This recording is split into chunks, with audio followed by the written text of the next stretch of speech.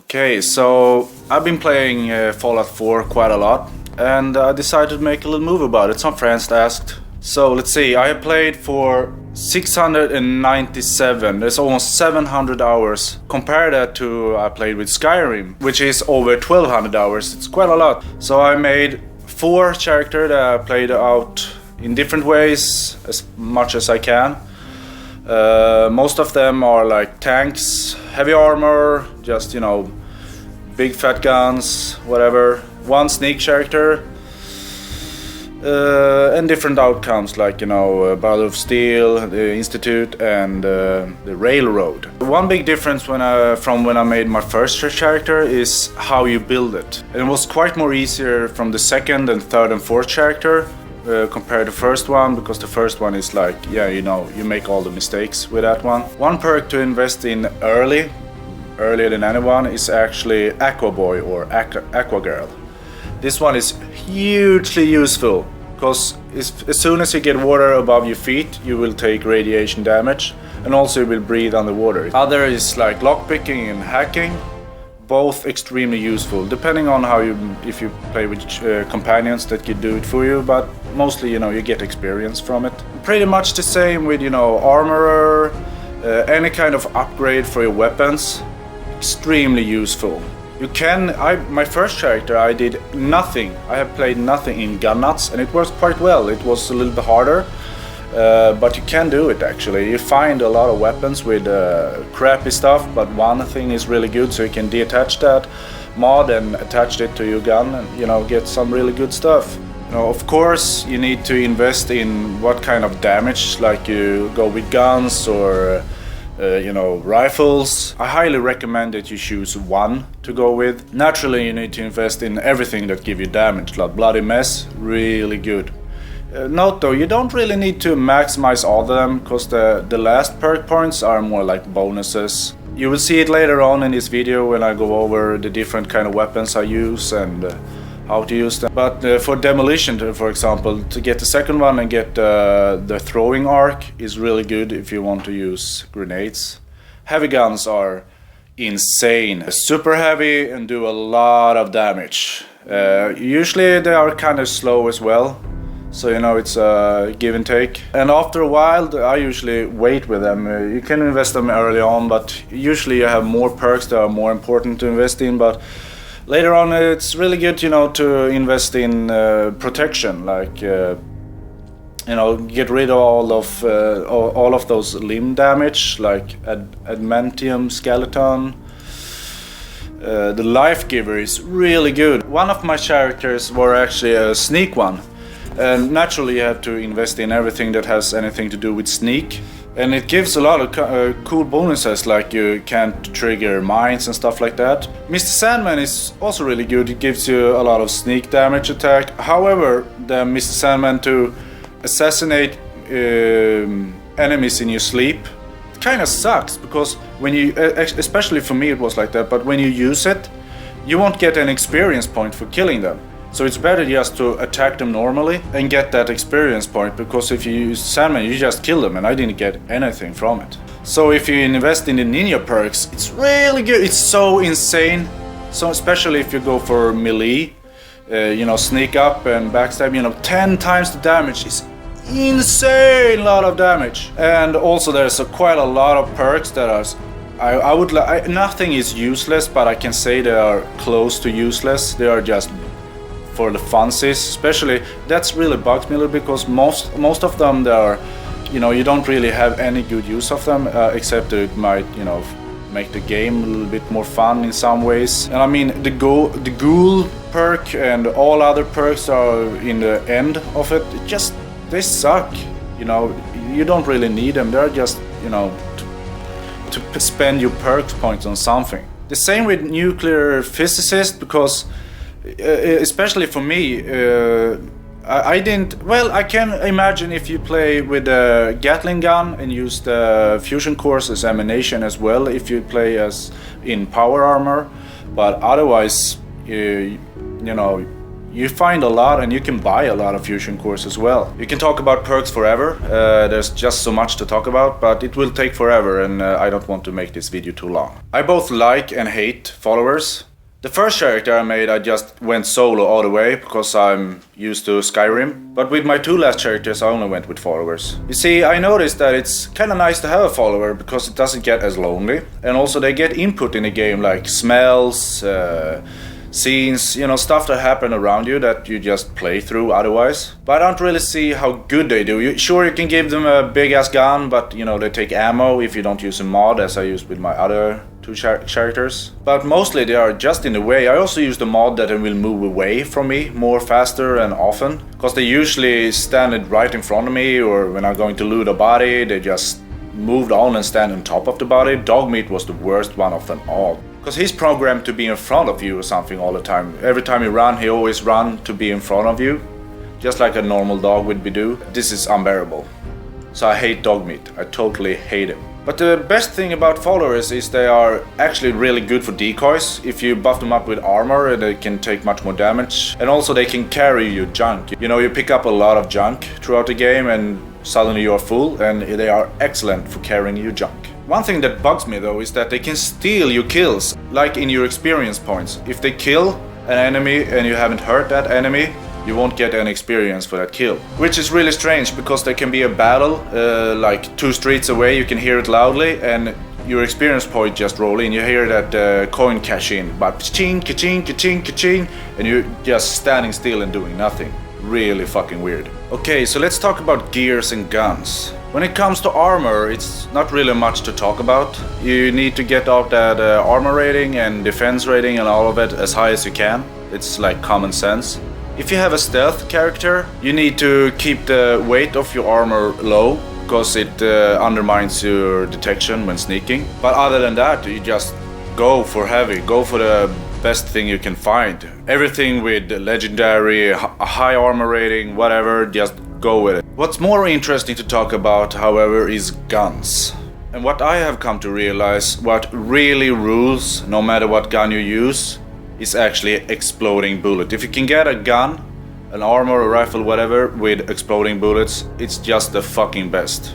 You see, in the game, if an enemy is hiding, even if part of the enemy's body is showing, like legs and butts, whatever, you can't shoot it. It doesn't matter, because it's hiding. But with exploding bullets, you just need to shoot close to him, on the ground or on a wall or whatever, and he will take damage. It's ballistic damage and area damage, so it's really good. A favorite of mine is to have it on a laser rifle or institute rifle, whatever, anything with laser, because then you also mix the damage up. You get both energy damage and ballistic damage. And also laser rifles are high accuracy and fast bullets, they're fast. But when I played my last character, I went for automatic rifles. Oh boy, that's really good, because ballistic bullets, it's a damage for each bullet. So guns that fire more bullets faster, you make more damage, more ballistic damage. Of course, you also have sniper rifles or any gun that you can modify to be sniper.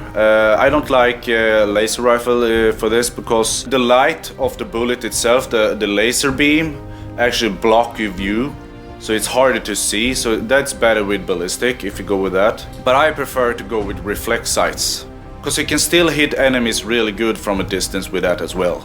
And you also have the big guns, the heavy guns. They are really good. Well, they're big and they're heavy.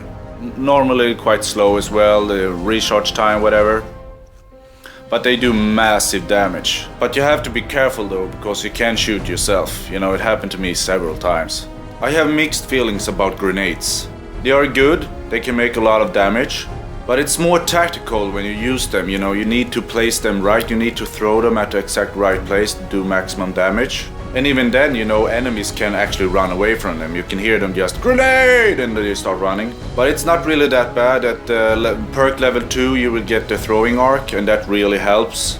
But the aiming part, it makes it just a little bit slow and you can't really shoot. So even if I made a character with the maxed out grenade perks, in the end I didn't use grenades at all. With one of my characters I went for a melee build as well. Sure, it's fun running around with a cool sword or whatever, But the thing is, with this game, it's better. Even if you have high armor rating, you want to have a distance from your enemy. So I guess the game gets a little bit harder if you play with melee and, you know, unarmed, whatever, but it's not really my thing. Let's make a little demonstration with the difference of weapons. Here's a super mutant overlord. I will start attacking it with a sword. Doesn't really make that much damage. If you can get the blocking right when they attack you, it's really good because it will also stagger them and you won't take that much damage. Here's an Institute pistol with double shot. Doesn't really make that much damage. Now see the difference when I have an Institute rifle with exploding bullet. So let's talk about Wats. Vault-Tec Assisting Targeting System. I personally just hate it. And the main reason I do so is because it's pausing the game. I don't like it. I want to have fast action, you know, everything is supposed to be live, there's no pauses, anything. You know, only that you can go into your Bip-Boy and like pause the game that way and just, you know, use a lot of Steam packs or whatever. That's bad enough, but it's okay. It's, you know, it's like a menu, so I can live with that. Sure, there are a lot of perks that makes you quite better at Wats, you know, the critical hits, whatever, aiming, it's a lot of them. But the good ones you kind of need a high level for or whatever. It's so stupid because it's easy to just shoot normally and you hit. But if you're standing on the same distance and using Wats, your character will just miss a lot. The closer you are, the better you hit, of course. And when doing sneak attacks with it using melee weapons, it's like, yeah, you can do it from a distance and you like teleport to the enemy. It's like you don't jump, you don't see anything, you just teleport right beside them. Sure, it's good if you like to play it that way, but I just fucking hate it. The only thing I really use it for any character is to detect enemies. It's really good if you don't see them and you just push it time to time and suddenly you have spotted an enemy with Wats instead of you see it yourself, so you just don't run into them. It's really good if you want to make up some tactics to go around them or, you know, how to approach them and attack them. It's also really good for detecting mines. Not all traps though, but mines normally can just be random placed out on the map. But other than that, I just fucking hate it. I hate it so much. It sucks balls. I hate it. Okay, so let's talk about settlements. This was something that I loved quite a lot early in the game. And with my first dude, I build as much as I possibly can. I just loved it. It was so great. I love building stuff. You know, I love building games, so it was awesome. So let's take a look at the first one that we all come to love and hate. The Sanctuary. And with my first character, I came to build them quite similar. They have all a big fucking concrete wall around them. In general, all of them has wind turbines as electrical source, simply because they are quiet. That's something I really hate about playing without mods, because everything is so loud. Turbines, engines, turrets, all of them, they make sound as hell. Really fucking loud. But all my settlements have like generally big houses. I try to make them as, how would you call it? Home-ish, you know, to make them as comfortable looking as possible. Carpets, paintings, furniture, living room like areas where they can gather, which they never do anyway. Big great defenses, which are pretty much useless anyway. That's a thing that's really annoying, because whatever you build, it doesn't really matter how you build it or what you build it. Of course, if you want to get the happiness up in your settlements for stuff reason like that, but otherwise defense wise, everything you build is only if you are there to defend it. Otherwise you can build it how fuck ever you want. The only thing that matters is the number, the rating of defense point you have. If you go into in the building mode, you will see the number for, you know, every guard post, every turret you build. That number is only the thing that matters. If you miss to defend it, it's usually the same stuff that broken. It's like turrets and power sources, like, you know, stuff like that. That's the thing that broken, you will have to repair it. Yeah, also maybe some plants that give you food, you have to replant them and stuff like that. If your defense rate is really low, also your settlers will die. but if you keep it above 100 or so, that rarely happens. And also the quests for your settlements is just fucking annoying. The more you build, the more it happens. The bigger your settlements are, the more stuff, and it's the same fucking quest, it's the same fucking ghouls in the same fucking place. And it also can be it has nothing to do, it's a settlement needs help with something, you need to kill some super mutants on the other side of the fucking map. It has nothing to do with your settlement at all. It's so fucking stupid. So playing the Minuteman quest line and the Minuteman settlements, whatever, without a mod, it's like insane. It's so stupid. It's really fucking stupid. Okay, let's take a look at some other settlements I build with mods. And I have to say, building settlements with mods is so much more fun. You can build more stuff and you can build it differently. If you have spring cleaning, you can remove a lot of stuff that you just take up space. Unless you have a mod that gives you unlimited of, that you can build. Unlimited building, whatever, what the fuck, whatever. And also a mod that you can place up a lot of junk. It's really fun because it gives, it makes it more realistic. You can build quite more cool and realistic building, and everything's just so much better.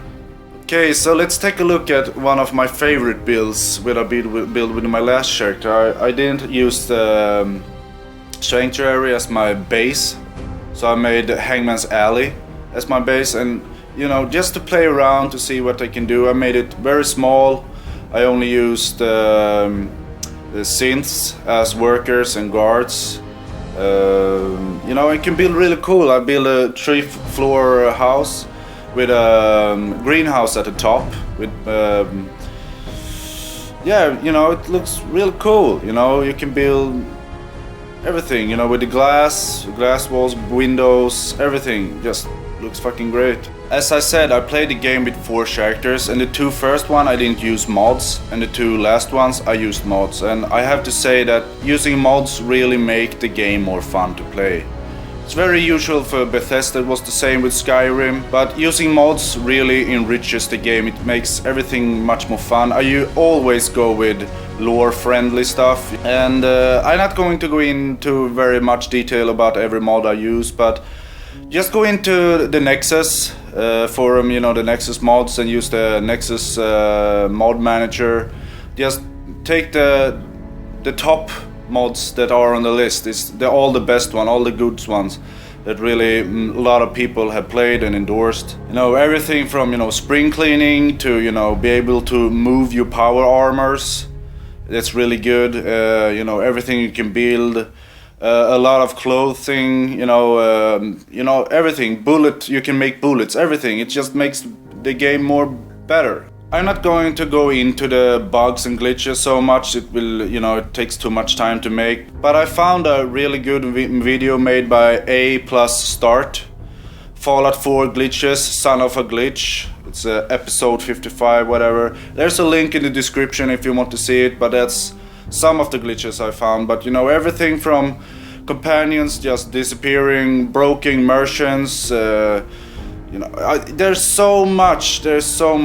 They really need to work out their shit. It's actually very disappointing that I ever release games. They make such a fucking good game. Bethesda are fucking awesome game studio. They make so fucking good games, but always was the same with Skyrim. It's the bugs and glitches are so fucking many that they even release a game when it's so fucking unfinished. It's just beyond me. If they had waited like 6 months, a year maybe, and just worked the fucking game out properly and released it then. Well, that's actually a little bit everything that I've experienced. 700 hours, almost 700 hours. Yeah, what can I say? I love it just as much as I loved Skyrim and Oblivion and what was the earlier one? Morrowind. And it's the first Fallout game I played, actually. Well, I'm going to take a break from it. It's so many bugs and glitches. That's the main reason why I can't stand playing Fallout 4 anymore, because you never know when the game is gonna crash, because it crashes like all the time. So F5 and quick save, it's like a lifesaver. It's just so much, so I'm going to wait until more updates have been done, you know, new download, DLCs, whatever. So I'm going to wait for a long time. That's all I wanted to say, I guess. Actually no, there was a lot more I want to say. This video was supposed to be twice as long, but I cut it down because I just talk a lot of shit, I ramble a lot of shit. And I try to just focus on the most important stuff. Well, anyway, I hope you like what you saw. Give it a thumbs up, otherwise I don't really care. I made this for myself and some of my friends. So yeah, catch you on the flip side, I guess.